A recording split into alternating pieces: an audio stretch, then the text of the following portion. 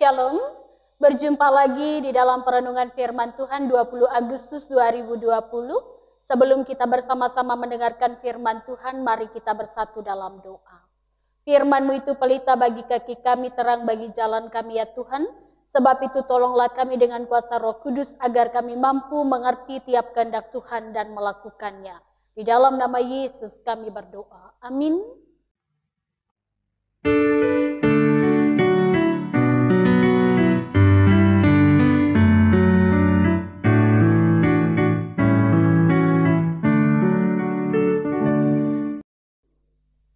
Satu Korintus pasal yang ke-6, ayat yang pertama sampai yang ke-11 menjadi dasar untuk renungan firman Tuhan pada hari ini.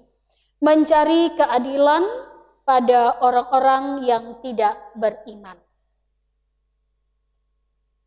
Saudara-saudari yang dikasihi dan diberkati di dalam Tuhan Yesus Kristus, sekuat-kuatnya dan sesehat-sehatnya dalam kehidupan ini, tidak ada satu orang pun yang tidak pernah yang namanya sakit. Lalu kemudian, seteguh-teguhnya kita di dalam iman dan pengharapan, setiap orang juga tentu pernah mengalami rasanya terpuruk dan juga putus asa. Dan semulus-mulusnya relasi kita dengan siapapun di tengah-tengah kehidupan ini, baik itu pasangan, baik itu anak, menantu, cucu, saudara, teman sekerja, tidak ada satupun dari kita yang lepas dari namanya konflik.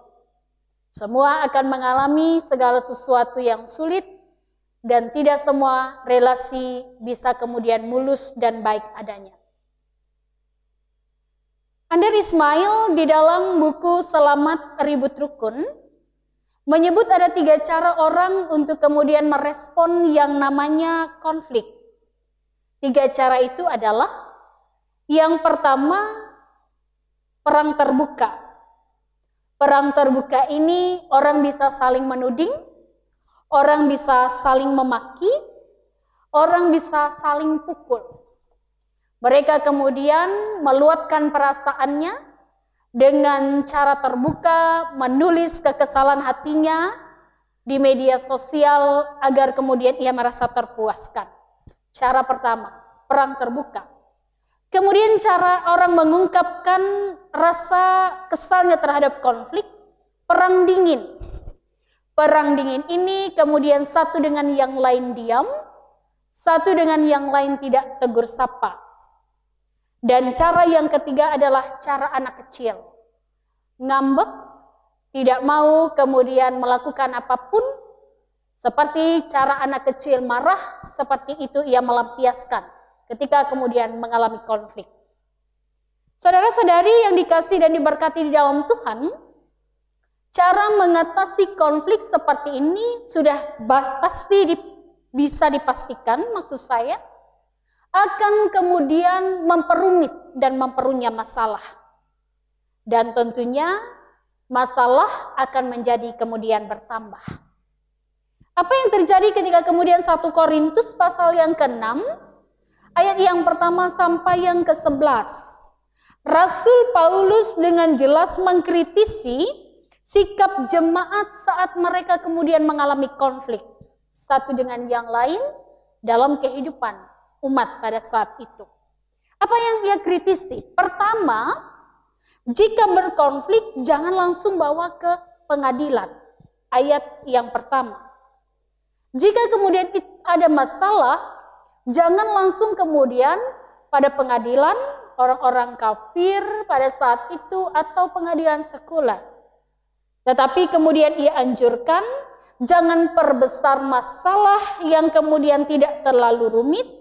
Mari upayakan untuk menyelesaikan bersama dengan orang-orang yang ada dalam jemaat itu. Yang berarti jika ada yang dituakan, ada kemudian orang-orang kudus dalam jemaat, minta tolonglah mereka untuk kemudian bisa mengatasi masalah ini. Biasakan punya sikap rela berkorban, sikap yang adil dan mendatangkan juga keuntungan bagi orang lain. Ayat yang ke-7 sampai yang ke-8. Yang berarti setiap orang yang mau berkorban melihat bahwa ketika Kristus berkorban baginya, ia juga melakukannya dalam kehidupan. Bukankah Allah kita mengajarkan jika kita dicaci jangan membalas dengan caci, jika kita dihakimi jangan membalas dengan penghakiman, jika seseorang minta sesuatu pada kita, lakukanlah lebih dari yang diminta. Sebuah sikap pengorbanan, tidak kemudian membalas segala sesuatu yang jahat yang dialami kita terhadap orang lain. Di mana kemudian setiap orang mementingkan sikap rela berkorban, rela menderita, bersikap adil, dan mendatangkan keuntungan satu dengan yang lain. Apapun bentuknya, kemudian setiap orang saling mendukung dalam perjalanan kehidupan relasinya.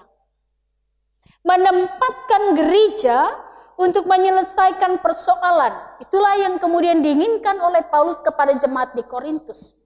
Ketika dia katakan jangan bawa ini langsung ke pengadilan, tapi datanglah kemudian kepada orang-orang kudus, datanglah kepada gerejamu, maka mereka akan menolongmu untuk kemudian menyelesaikan persoalanmu. Konsultasi, memohon dukungan doa, bercerita, dan kemudian gereja punya hak istimewa untuk kemudian juga menolong orang-orang dalam perselisihan, dalam kesulitan. Supaya kemudian di tengah konflik, umat pun bisa diperdamaikan dalam kehidupan. Itulah hakikinya kehadiran gereja di tengah-tengah bumi. Hidup sesuai dengan panggilan orang-orang yang dimerdekakan. Ia katakan ketika berkonflik, lebih baik kita menderita, lebih baik kita berkorban, lebih baik kita kemudian menyelesaikan dengan orang-orang terdekat. Maka dengan cara seperti itu, seseorang tengah kemudian berusaha hidup sesuai dengan panggilan Tuhan sebagai orang yang dikuduskan. Orang yang dibenarkan dalam nama Tuhan Yesus Kristus dan di dalam pertolongan Roh Allah. Jadi perjalanan hidup ini adalah bentuk dari menyikapi segala yang terjadi, entah konflik, entah apapun itu, menyelaraskan dengan kehendak Tuhan. Sehingga bukan kemudian dikatakan di sana menjadi yang sesat, yang tidak mengerti akan kehendak Tuhan dan bagaimana melakukannya. Dengan contoh yang sangat real dari bagian orang yang tidak kemudian dalam kerajaan Allah, ayat yang ke-9 dan yang ke-10, cabul, penyembah berhala, bercina banci, dan seterusnya dalam firman Tuhan ini. Maka apa yang kemudian mau kita maknai? Hari ini 20 Agustus 2020, firman Tuhan 1 Korintus pasal yang ke-6, ayat yang pertama sampai yang ke-11, mau mengajak kita menyikapi tentang relasi dalam kehidupan ini.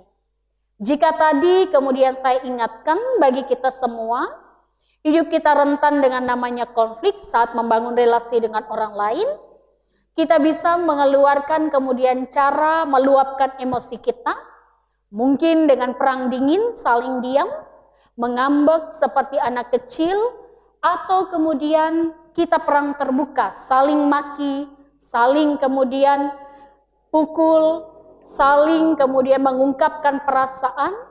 Tapi mari kita memaknai tentang hakiki, cara orang benar menyikapi persoalan konflik ketika kemudian hubungan itu rentan dengan persoalan dan perbedaan. Apa yang harus kita lakukan? Yang pertama, jangan perbesarkan masalah yang kecil agar tidak menjadi rumit. Yang kedua, mari gunakan orang-orang yang dituakan untuk tempat kita mencari kemudian cara menyelesaikan persoalan. Datanglah kepada kemudian orang-orang yang kita anggap lebih rohani, baik itu kemudian penatua diakon ataupun para pendeta. Gereja menyediakan orang-orang seperti ini supaya kemudian kita bisa meminta pertolongan untuk berdoa dan menyelesaikan persoalan kita. Dan di atas semuanya mari kita menempatkan cara kita menyikapi konflik, cara kita menyikapi kehidupan dan relasi kita dalam hidup ini dengan sebuah prinsip. Saya adalah orang yang sudah dikuduskan dan dibenarkan di hadapan Tuhan, maka saya harus hidup bijak dalam menyelesaikan persoalan. Allah sendiri lebih berkorban saat ia dicaci, dimaki, di dalam perjalanan karya penyelamatan, melewati anaknya Yesus Kristus Tuhan kita, mengapa tidak kita melakukan hal yang sama? agar kita dapat senantiasa menjadi terang dalam kehidupan ini. Tuhan memberkati kita semua.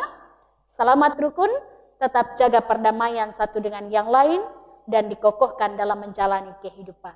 Amin. Mari kita bersama-sama berdoa. Terima kasih ya Tuhan, kesempatan bagi kami untuk menerima makanan rohani kami dari kebenaran firman Tuhan. Tolonglah kami dengan kuasa Roh Kudus agar firman yang telah dipendengarkan dapat kami lakukan dalam kehidupan kami tiap-tiap hari. Kami dapat senantiasa melakukan tiap kehendak Tuhan dengan setia, sehingga kami hidup bersinar dan banyak orang melihatnya pun memuliakan Tuhan. Kami memohon pertolongan Tuhan bagi kami umat-Mu dalam menjalani kehidupan kami, agar kami kuat dan tetap berpengharapan sekalipun kami tengah ada dalam masa pandemi COVID-19 ini. Kami berpengharapan dan percaya hanya di dalam kuasa dan pimpinan Tuhan saja. Di dalam nama Yesus kami berdoa dan memohon. Amin.